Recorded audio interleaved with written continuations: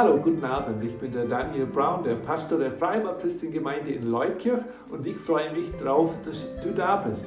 Gestern Abend bei der Osterkonferenz 2020 haben wir was Tolles erlebt. Der Pastor Ed Taylor hat einen kraftvollen Predigt über die Hoffnung, die wir in Jesus Christus haben, gebracht. Und das hat uns wirklich ermutigt, auf Jesus zu hoffen. Und heute Abend haben wir umso mehr für euch geplant. Der Pastor Todd Lapato aus Schongau bringt eine Predigt vor. Seine Frau singt auch einen Beitrag. Ich hoffe, dass du bereit bist. Ich habe meine Bibel dabei. Ich möchte zuhören. Ich möchte, dass mein Herz dafür bereit ist, von Gott was zu lernen, was zu hören. Ich hoffe, du auch. Ich wünsche euch einen guten Abend und Gottes Segen.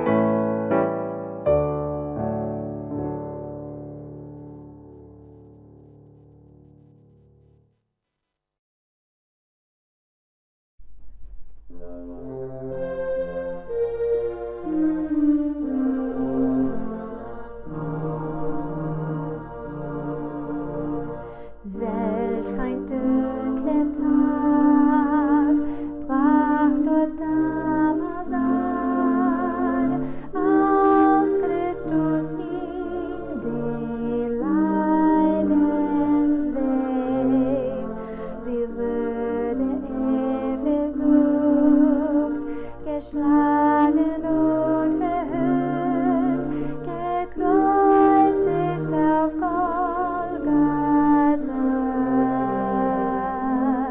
In dem Kreuz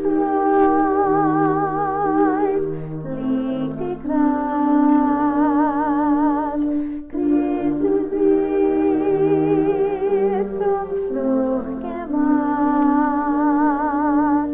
Gottes Sohn nimmt er auf sich und ist vergeben durch das Kreuz. Sieh doch seinem Schmerz auf dem Angesicht, aus alle Sünde auf ihm lag. Jedes schlechte Wort, jede böse Tat gründet sein Haupt voll Blut. In dem Kreuz liegt die Kraft, Christus wird zum Fluch gemacht. Gottes Sohn nimmt er auf sich und ist vergeben durch das Kreuz.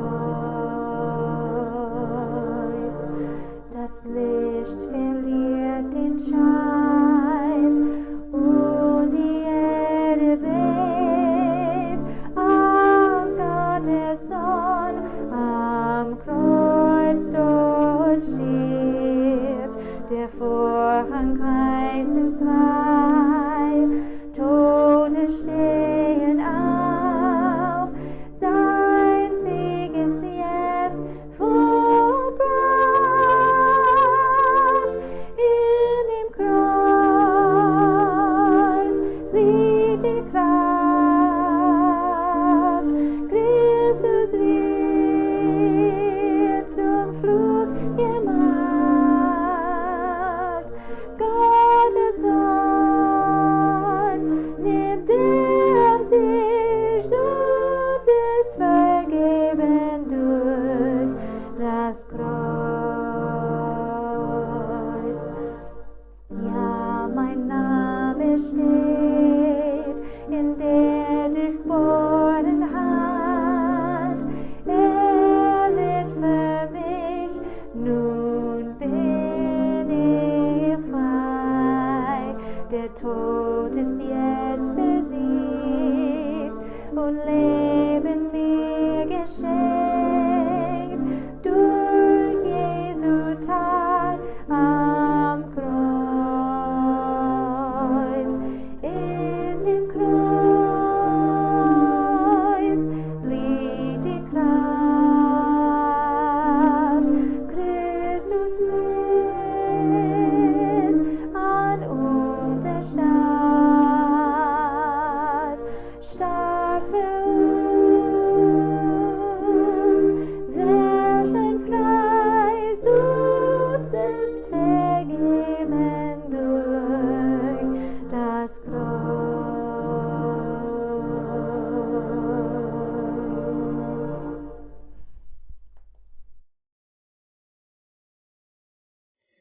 Grüß Gott aus Schongau. Also ich bin der Todd Lapato, der Pastor der Freien Bibelgemeinde in Schongau. Und ich freue mich dann, dieses Osterkonferenz feiern zu dürfen. Das ist wunderschön, dass wir diese Möglichkeit haben. Und ich schlage vor, dass ihr auch die Videos anschaut die ganze Woche. Bei den anderen Predigern auch. Aus verschiedenen Gemeinden kommen sie. Und das finde ich prima. Und ich bin sehr begeistert darauf, was der Herr machen will. Und heute Abend möchte ich einfach eine Predigt halten. Und ich möchte dann jeden ermutigen und sagen, dass es Hoffnung gibt durch diese Krise. Ich weiß, es ist schlimm momentan in dieser Krise. Es ist schlimm, dass viele leiden und viele sterben auch. Aber Gott ist immer noch Gott und Gott gibt uns Hoffnung. Und heute Abend möchte ich eine Bibelstelle vorlesen aus Philipper 3. Und mein Ziel ist einfach, die gute Botschaft zu geben, weil unsere Hoffnung ist in der guten Botschaft. Also unsere Hoffnung ist in Gott, ist in Jesus zu finden. Und so das ist mein Ziel. Aber ich weiß auch, dass viele jetzt momentan während dieser Krise Gedanken machen über den Sinn des Lebens, über Gott, über die Bibel und verschiedene Sachen. Und das ist eine Möglichkeit, das ist auch gut so. Also das ist nicht schlimm, das ist nicht schlecht. Das ist gut, wenn Menschen Gedanken machen, auch in Zeiten, wo es Krise gibt, über Gott. Und Gott will, dass wir alle wissen, dass es Hoffnung gibt, dass da ist. Und so ich bin dankbar. Ich danke auch Dan Brown in der Gemeinde, in der Freien Baptistengemeinde in Leutkirch, dass mich dann gebeten hat, diese Predigt zu halten oder zu predigen. Und ich danke, wie gesagt, auch die anderen, die in den nächsten Tagen auch predigen. Nun, wie gesagt, ich möchte eine Bibelstelle vorlesen aus Philipper. Und das ist Philipper 3 in Vers 10. Ich lese nur Vers 10 und dann lese ich einige andere Verse von dieser Stelle auch im Laufe der Predigt. Aber zuerst Vers 10 möchte ich vorlesen, dann beten. Paulus sagt hier, um ihn zu erkennen und die Kraft seiner Auferstehung und die Gemeinschaft seiner Leiden, indem ich seinem Tod gleichförmig werde. Lasst uns zuerst beten. Herr, danke für diese Möglichkeit. Ich danke dir, Herr, dass wir auch durch diese Videos, durch YouTube und andere Möglichkeiten haben, Herr, also zu predigen, die gute Botschaft weiterzugeben. Ich danke dir auch, Herr, dass wir Kontakt miteinander haben können. Herr, ich danke für die Arbeit von den anderen Pastoren, von den anderen Gemeinden. Und Herr, bitte segne diese Videos und diese Osterkonferenz. Herr, und wir lieben dich und wir preisen dich. Wir bitten um Hilfe. Wir brauchen deine Hilfe, Herr. Du weißt, ich bin auch schwach. Herr, ich habe Schwierigkeiten, Herr, und jeder Mensch hat Schwierigkeiten, jeder Mensch hat Lasten. Und Herr, ich auch. Und ich kann nur dir vertrauen. Und ich danke dir auch für dieses Vertrauen, für diese Hilfe. Und so sei mit uns, Herr. Und wir bitten dich im Namen Jesu. Amen. Nun, Paulus schreibt hier über die Kraft der Auferstehung. Das ist eine wunderbare Kraft. Ich denke oft an diese Kraft, die einzige Kraft, die Jesus auferstehen kann. Die einzige Kraft, die Menschen retten kann. Das ist die Kraft der Auferstehung. Und das hat Paulus gesagt. Nun, wir haben alle ein Problem im Leben. Jeder Mensch hat dieses Problem. Und dieses Problem heißt die Sünde. Jeder Mensch hat die Sünde. Also meine Kinder, du kannst es auch in meinen Kindern sehen. Ich habe 3 Kinder. Und ich habe meinen Kindern nie beigebracht, wie sie schreien, wie sie klauen, wie sie miteinander kämpfen und streiten. Die machen das von alleine. Das heißt, die haben das von mir bekommen. Weil ich der Vater bin von diesen Kindern, haben sie auch ein Problem. Und dieses Problem heißt die Sünde. Und diese Sünde ist das größte Problem, das die Welt je gesehen hat. Es bringt dann Tod in die Welt. Also zuerst den geistlichen Tod, aber auch den normalen Tod. Also jeder Mensch stirbt, das wissen wir, irgendwann im Leben, am Ende des Lebens. Aber es gibt auch den geistlichen Tod und das ist dieser Tod, was uns von Gott trennt. Und Paulus sagt, dass die Kraft der Auferstehung ist allein der Weg, ist allein die Antwort. Nun, der Mensch hat immer eine Antwort gesucht auf dieses Problem. Als Beispiel, ich kenne von der Geschichte, im Jahr 1513 suchte Ponce de Leon den Jungbrunnen. Ein Brunnen, von dem man trinkt und nicht alt wird. Aber stattdessen hat er Florida gefunden. Und die meisten Entdecker mit ihm sind gestorben. Die meisten Entdecker, die mit ihm auf diese Reise gegangen sind, die sind gestorben. Nun, Ponce de Leon und die anderen Entdecker, die haben auch europäische Krankheiten mitgebracht und viele Indianer in Florida, in Georgia, sogar, ich habe es gelesen, in Tennessee, in den Carolinas auch, sind gestorben. Viele Indianer sind von diesen Krankheiten gestorben. Und es ist ironisch, dass er Leben suchte, aber er fand dann Tod. Es ist ironisch, oder? Dass diese Menschen haben diesen Jungbrunnen gesucht, um Leben zu finden. Stattdessen sind die meisten gestorben. Nun, wir denken oft, oder besonders in dieser Zeit der Krisen, Was ist die Bedeutung des Lebens? Was für Kraft hat der Mensch? Was können wir gegen diese Krise, gegen diesen Virus tun? Was wird in der Ewigkeit passieren? Was wird in der Zukunft passieren? Jetzt ist momentan ein bisschen chaotisch und unsicher, was kommt zunächst. Aber jeder Mensch hat dasselbe Problem, die Sünde. Und die bessere Frage wäre, wie kämpfen wir gegen diese Sünde, wegen dieses Problem? Und das möchte ich betrachten, weil wir finden die Antwort hier in dieser Stelle, in dieser Bibelstelle. Und das ist das Ziel übrigens von dieser Osterkonferenz, Menschen Hoffnung zu geben, dass es Hoffnung gibt in dieser Welt. Und so lasst uns das betrachten und lasst uns nicht vergessen, dass es Hoffnung gibt, weil es Gott gibt. Nun, Paulus schreibt am Anfang dieses Kapitels in Philipper 3, er schreibt, dass viele versuchen, Vertrauen auf ihren eigenen Werken zu setzen. Viele tun das. Auch in unserer heutigen Welt, also durch die Babytaufe, Mitglieder in einer Kirche oder Gemeinde, Gutes tun, armen Menschen helfen und so weiter. Die versuchen dann, Gerechtigkeit zu finden in ihren eigenen Werken. Nun, Paulus sagt weiter, wenn die eigenen Werke Gerechtfertigkeit oder Gerechtigkeit vor Gott bringen könnte, wäre er der Allerbeste. Das sagte der Paulus selber, das finde ich interessant. In Vers 4, wenn ein anderer meint, er könne auf Fleisch vertrauen, ich viel mehr. Also wer war der Paulus? Er war ein eifriger Mensch, also war ein Mensch, der versucht hat, Gott zu dienen. Wir wissen, er hat dann große Fehler gemacht, aber er war dann ein Mensch, der die Bibel studiert hat, das Alte Testament. Er war ganz begeistert auf seine Religion, auf sein Glauben. Und hat viel, meinte er, für Gott getan. Und deswegen sagte er, ich viel mehr. Er gibt auch hier eine Liste von seinen Werken. Das kannst du lesen in diesen Versen, nach Vers 4.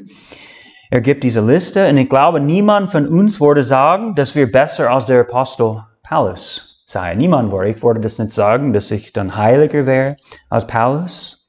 Aber trotz seiner eigenen Gerechtigkeit kommt Paulus zu einem anderen Schluss. In den Versen 7 und 8, er sagt, aber was mir Gewinn war, das habe ich des Christus willen für Schaden geachtet.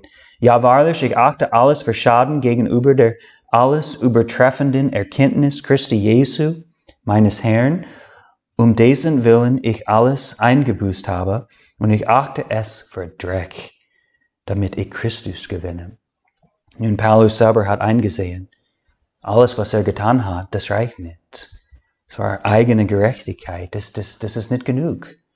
Warum? Weil Gott verlangt dann eine absolute Heiligkeit. Und Paulus hat eingesehen, das, was ich mache, das, was ich getan habe, das ist nicht genug. Paulus hat eingesehen, dass im Vergleich zu Jesus und seinen Werken sind seine Werke nichts. Zunächst sagte Paulus, dass sogar er, ein Apostel und eifriger Diener Jesus, die Gerechtigkeit Gottes braucht. In Vers 9 sagte er, und in ihm erfunden werde, indem ich nicht meine eigene Gerechtigkeit habe, die aus dem Gesetz kommt, sondern die durch den Glauben an Christus, die Gerechtigkeit aus Gott aufgrund des Glaubens. Nun, laut diesem Vers, wie bekommt man diese Gerechtigkeit?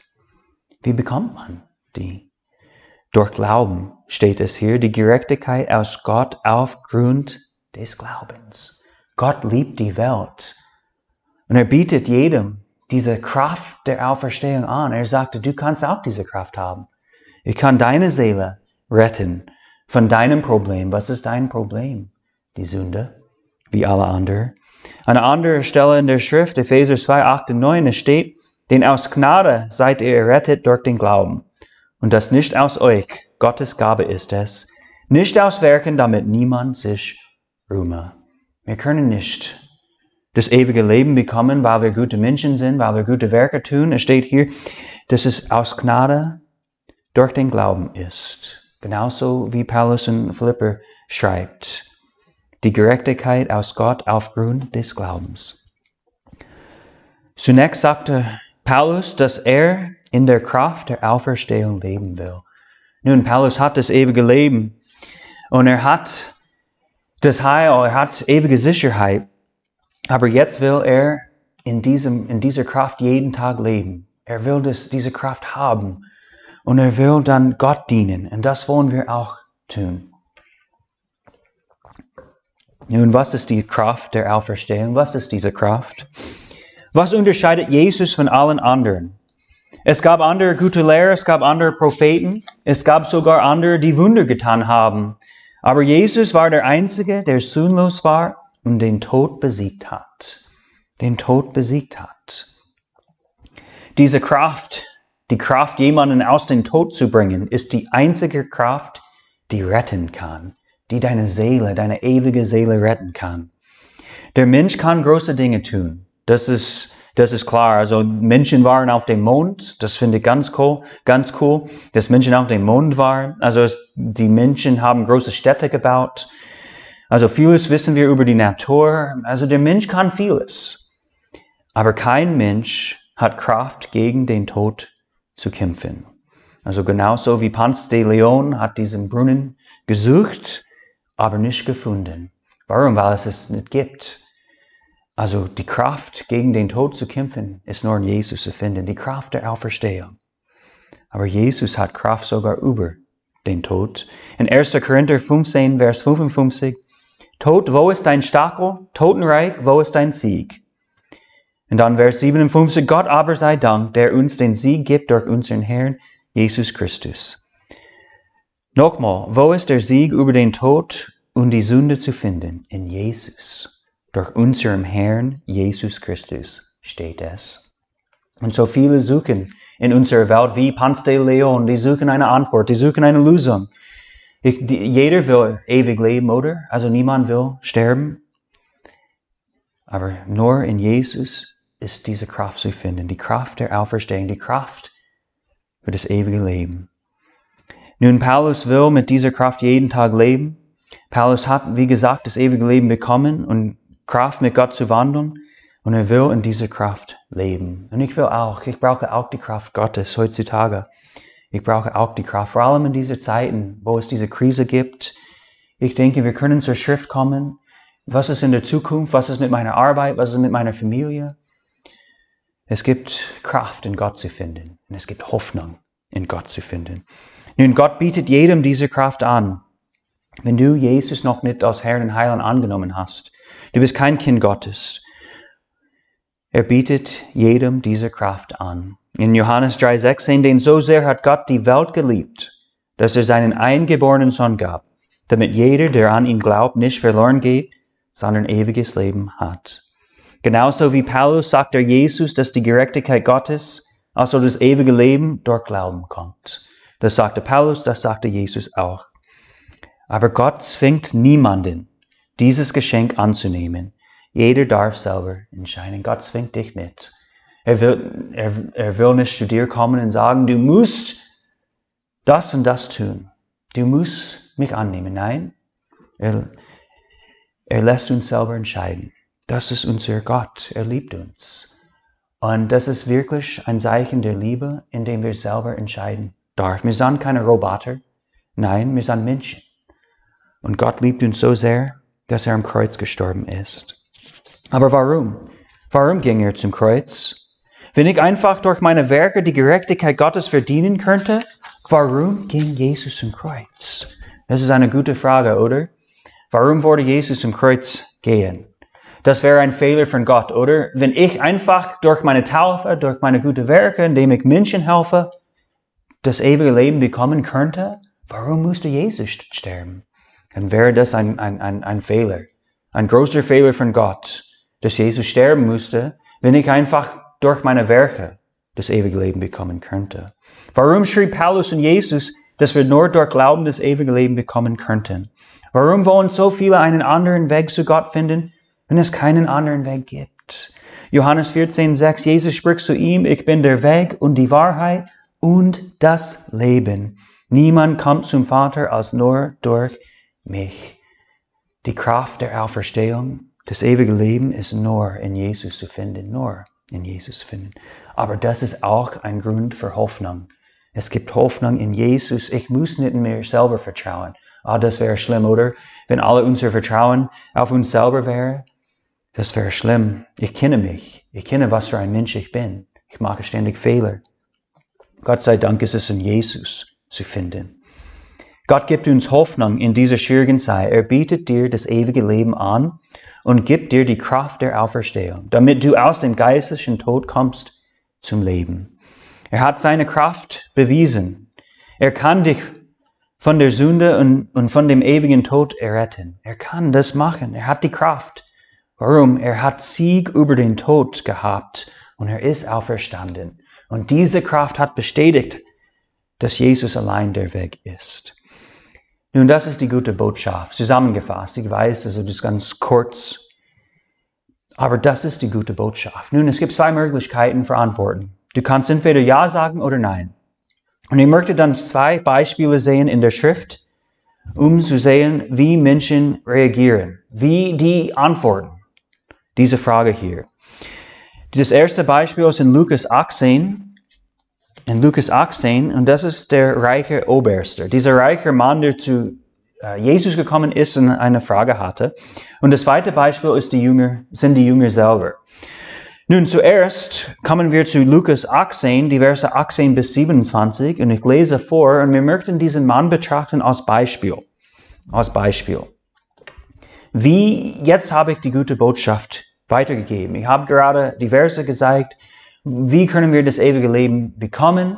Was müssen wir tun? Also wir müssen Jesus annehmen, glauben, vertrauen. Das heißt nichts anderes. Meine ewige Seele, mein Problem der Sünde kann nur Jesus lösen.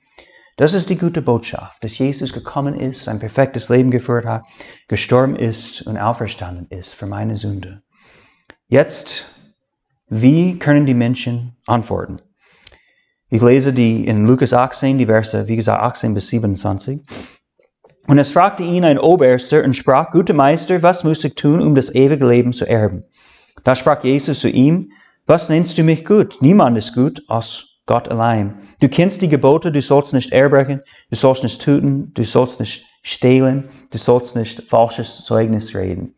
Du sollst deinen Vater und deine Mutter ehren. Er aber sprach, das alles habe ich gehalten von meiner Jugend an. Als Jesus dies hörte, sprach er zu ihm, eins fehlt dir noch, verkaufe alles, was du hast und verteile es an die Armen. So wirst du einen Schatz im Himmel haben und komme, folge mir nach. Als er aber dies hörte, wurde er ganz traurig, denn er war sehr reich. Als aber Jesus ihn so sah, dass er ganz traurig geworden war, sprach er, wie schwer werden die Reichen ins Reich Gottes hineinkommen. Denn es ist leichter, dass ein Kamel durch ein Nadelohr geht, als dass ein Reicher in das Reich Gottes hineinkommt. Da sprachen die, welche es hörten, wer kann dann überhaupt errettet werden? Er aber sprach, was bei den Menschen unmöglich ist, das ist bei Gott möglich. Ich möchte diesen Vers nochmal vorlesen, das finde ich so wunderbar. Er aber sprach, was bei den Menschen unmöglich ist, das ist bei Gott möglich. Das ist die Kraft der Auferstehung, oder? Diese Kraft, die Menschen retten kann, das ist nur durch Gott. Also wir als Menschen haben keine Chance, unsere eigene Gerechtigkeit zu gewinnen, unser eigenes ewiges Leben zu bekommen. Wir können das nicht. Warum? Weil wir schwach sind, weil wir Sünde begangen haben. Aber nur bei Gott ist das möglich. Die Jünger haben die Frage gestellt, wer kann gerettet werden? Und Jesus sagte, durch die Kraft Gottes, diese Kraft der Auferstehung. Das ist die einzige Kraft. Nun, ich habe gesagt, dieses Mann ist ein Beispiel für uns und ich meine, dass er ein gutes Beispiel ist für die Antwort, die meisten geben in Europa, in Amerika, in der westlichen Welt, ist dieser Mann einfach ein Beispiel. Also dieser Mann war reich und er ist zu Jesus gekommen und zuerst, als wir das lesen, meinen wir, er hat eine gute Frage gestellt. Was hat er gefragt? Was muss ich tun, um das ewige Leben zu erben? Also als ich das gelesen habe, meinte, oh super, was für eine Frage. Wäre schön, wenn Menschen zu mir kämen und diese Fragen stellen würden. Aber als wir weiterlesen, wir bemerken, dass Jesus das Herz von diesem Mensch kannte. Also Jesus war Gott, ist Gott und Jesus wusste genau, was in dem Herzen von diesem Mann war. Und er wusste, es gab Probleme. Und es gab eigentlich zwei Probleme mit diesem Mann. Zuerst, er sagte, guter Meister. Nun, dieser Mann hat nicht gekannt, nicht erkannt, nicht eingesehen, dass Jesus Gott war. Nein, er ist wahrscheinlich zu vielen Lehren gegangen und wollte fragen, was ist der Sinn des Lebens, wie kann ich das ewige Leben bekommen? Und jetzt kommt er zu Jesus und er sagte, guter Meister. In anderen Worten, ich bin zu vielen Lehren gegangen, jetzt will ich hören, was du sagst und dann mache ich einen Vergleich. Und was ist das Problem? Das Problem ist, Jesus ist nicht wie alle die anderen Lehrer. Er ist nicht ein normaler Mensch. Jesus ist Gott. Und Jesus sagt zu diesem Mann, was nennst du mich gut? In Vers 19, da sprach Jesus zu ihm, was nennst du mich gut? Niemand ist gut aus Gott allein. In anderen Worten, wenn du sagst, dass ich gut bin, musst du auch einsehen, dass ich Gott bin. Und das ist das erste Problem auch in unserer heutigen Welt. Die meisten Menschen verstehen nicht oder glauben nicht, dass Jesus Gott ist. Heutzutage ist es ganz traurig. Wir haben auch Umfragen gemacht in Tirol. Und heutzutage ist es ganz traurig, so viele Menschen glauben nicht, dass Jesus Gott ist. Die glauben, dass er ein guter Lehrer ist, dass er ein guter Mensch ist, aber die glauben nicht, dass er selber Gott ist. Und das ist ein Problem. C.S. Lewis war ein Schriftsteller aus England und er hat das gut zusammengefasst. Ich lese vor. Von dieser Idee, dass Jesus nur ein guter Mensch war. Er schrieb, wer aus gewöhnlicher, sterblicher solche Dinge sagt, wie Jesus es getan hat, der kann gar kein großer ethischer Lehrer sein. Er wäre entweder ein Wahnsinniger, wie einer, der behauptet, er sei ein Huhn, oder er wäre der Teufel persönlich. Vor dieser Wahl stehen wir. Entweder war und ist dieser Mann Gottes Sohn, oder er war ein Verrückter oder Schlimmeres. Man kann ihn als Verrückten einsperren, ihn anspeien und als Teufel umbringen, oder aber zu seinen Füßen niederfallen und ihn Herr und Gott nennen. Doch den groben Unsinn, ihn als großen humanistischen Lehrer hinzustellen, sollten wir bleiben lassen. Diese Möglichkeit hat er selbst uns nicht gelassen. Und das stimmt auch. Wir dürfen heutzutage nicht sagen, dass Jesus nur ein guter Lehrer war. Nein, um das ewige Leben zu bekommen, müssen wir einsehen, Jesus ist Gott und Jesus ist der einzige Weg. Er ist die einzige Lösung. Er allein kann unsere Sünde wegnehmen. Er allein. Das war das erste Problem mit der Frage von diesem Mann. Und das ist genauso wie heutzutage. Und dieser Mann war reich, genauso wie viele in der westlichen Welt. Aber das zweite Problem, und das ist nicht vergessen, eine Möglichkeit als Antwort. Die gute Botschaft wird gepredigt und alle Menschen haben zwei Möglichkeiten, ja oder nein. Und wir werden sehen, dieser Mann hat Nein gesagt. Und das zweite Problem mit der Frage, was muss ich tun, um das ewige Leben zu erben? Was muss ich tun? Er wollte den Himmel verdienen. Er wollte eine To-Do-Liste. Wir wissen, auf Englisch heißt das eine To-Do-List. Und wie eine Frau zu ihrem Mann sagt, okay, Schätzchen, ich möchte, dass du das machst und Garage in Ordnung bringst und das reparierst und das machst und so weiter. Das ist bei uns eine To-Do-List. Wir sagen das auch eine Honey-To-Do-List, also Schatz-To-Do-Liste. Und das wollte dieser Mann auch haben. Okay, wenn du das machst, wenn du dich taufen lässt, wenn du in die Kirche gehst, wenn du spendest und so weiter und so weiter. Die Welt hat die gleiche Denkweise. Wenn ich einfach ein guter Mensch sein kann. Aber Jesus sagt nein. Er gibt diesem Mann einen Test. Er sagte, okay, du meinst, dass du die Gebote gehalten hast? Das sagte der Mensch sogar. Ich finde das so arrogant. Wenn du mich fragen würdest, ob ich die Gebote gehalten habe, ich muss sagen, nein. Ich kann das nicht. Und eigentlich hätte das Mann einsehen müssen, dass er auch nicht die Gebote gehalten hat. Aber er war hochmütig und sagte, ja, ich habe das getan. Und so Jesus hat einen Test dann gegeben und sagt, okay, verkaufe alles, was du hast und spende das an die Armen. Und es steht hier in Vers 22, so wirst du einen Schatz im Himmel haben und komm, folge mir nach. Und das ist die Antwort, oder? Folge mir nach. Vergiss alles, was du glaubst. Vertraue nicht mehr dein Wohlstand, das, was du vorher geglaubt hast, und folge mir nach. Er sagte, er gab diesem Mann einen Test, verkaufe alles, was du hast. Und der Mann ist traurig gegangen. Er wollte sein Reichtum, sein Wohlstand nicht weggeben. Er hat Vertrauen auf seinen Wohlstand. Und das ist ein Problem. Zu viele meinen, es geht mir gut. Ich habe Wohlstand, ich habe gutes Haus, gute Arbeit und so weiter. Und die vergessen, nur in Gott, nur in Jesus ist diese Lösung, ist diese Kraft der Auferstehung. Es ist nicht in Wohlstand, es ist nicht in unseren Werken, nein. Es ist in Jesus zu finden. So das Problem war, dieser Mann hat gemeint, er könnte das ewige Leben einfach verdienen. Und das ist ein großes Problem, ein ganz großes Problem in unserer Gesellschaft. Zuerst, wir lehnen Jesus ab, wir sagen, nein, er war einfach ein guter Lehrer. Zweitens, wir wollen dann selber einen Weg finden durch unsere Vernunft, unsere Werke. Und Jesus sagt, nein, wir können das nicht tun. Dieser Mann ist traurig weggegangen. Warum? Weil Jesus einen Test gegeben hat und er hat nicht bestanden. Er hat nicht bestanden.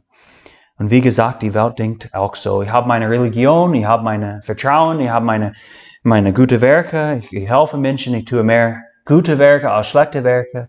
Und hoffentlich kann ich dann die Ewigkeit mit Gott verbringen.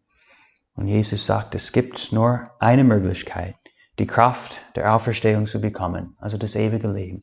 Glauben an Jesus. Jesus allein anzunehmen. Und so das ist die erste Möglichkeit als Antwort. Wir können Nein sagen. Wir können Vertrauen haben in uns selber. Aber wie wir gelesen haben, wenn wir selber das Leben suchen, dann finden wir nur Tod. Wie Ponce de Leon hat dann das ewige Leben gesucht und nicht gefunden, sondern Tod gefunden. Und das finden wir auch, wenn wir in unseren eigenen Werken die Lösung finden. Aber es gibt auch eine zweite Möglichkeit, Ja zu sagen. Ich lese einige Verse vor. Wir haben bis zum Vers 27 gelesen. Ich lese Vers 28. Da sprach Petrus, siehe, wir haben alles verlassen und sind dir nachgefolgt. Petrus sagt, okay, Jesus, wir folgen dir nach. Wir haben das ewige Leben. Wir haben dich angenommen. In anderen Worten wollte Petrus wissen, okay, was bekommen wir? Wir haben dir alles gegeben, jetzt was bekommen wir?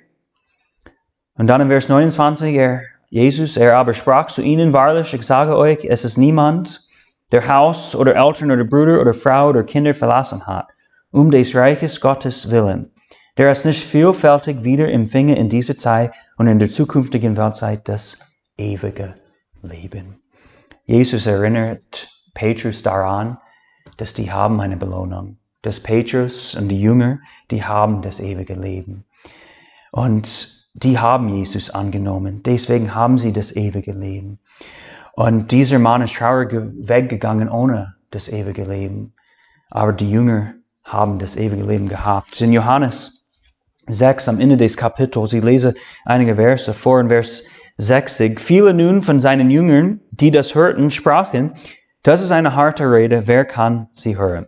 Was war diese harte Rede? Wenn wir in den Versen vorher anschauen, Jesus hat gerade gesagt, dass er das Brot des Lebens, das Brot des Himmels ist. In anderen Worten, Jesus sagte, nur durch Jesus kann der Mensch die Rettung finden, kann der Mensch gerettet werden, kann der Mensch das ewige Leben bekommen. Und dann viele, die ihm nachgefolgt haben, haben gesagt, das ist eine harte Rede, dass du allein die Antwort bist. Das ist eine harte Rede, wer kann sie hören? Viele nun von seinen Jüngern, die das hörten, sprachen, das ist eine harte Rede, wer kann sie hören? Und viele gingen dann weg und folgten ihm nicht mehr nach, weil er sagte, dass er allein der Weg ist. Nun, viele sagen, es gibt viele Wege zu Gott heutzutage. Jeder hat Recht, also es gibt einen Gott, aber viele Wege. Aber das sagte der Jesus selber nicht. Er sagte, er allein. Aber dann kommen wir zum Vers 67. Da sprach Jesus zu den 12. Wollt ihr nicht auch weggehen? Viele sind weggegangen. In Vers 66, aus diesem Anlass zogen sich viele seiner Jünger zurück und gingen nicht mehr mit ihm. Dann fragte Jesus, wollt ihr nicht zu diesen 12 auch weggehen? Da antwortete ihm Simon Petrus, Herr, zu wem sollen wir gehen? Du hast Worte ewigen Lebens. Die haben eingesehen, die haben es kapiert.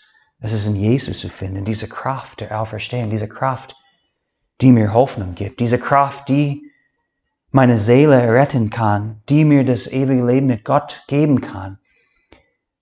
Zu wem sollen wir gehen, sagte Petrus. Du allein hast die Antwort. Du allein bist Gott auf Erde, Immanuel, Gott mit uns.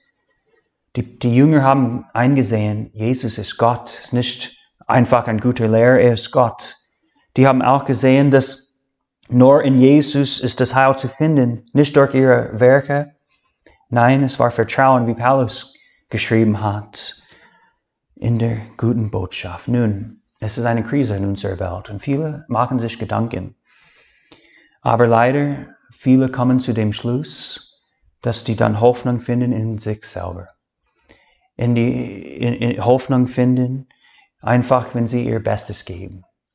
Nein, wir haben gerade viele Versen gelesen, wir haben gerade gesehen, dass diese Hoffnung nur in der Kraft der Auferstehung zu finden ist. Und meine Hoffnung ist, meine Botschaft für euch, für dich ist, nimm dir Zeit, lese die Schrift, lese, was ich gerade gelesen habe. Also die meisten Menschen haben eine Bibel. Übrigens, wenn du keine Bibel hast, schreibe einfach durch diese YouTube Instant Message oder was auch immer. Es gibt auch die E-Mail-Adresse und alle Informationen auf den Flyer und es gibt bestimmt über die Gemeinde in Liedtexte die Möglichkeit, Fragen zu stellen.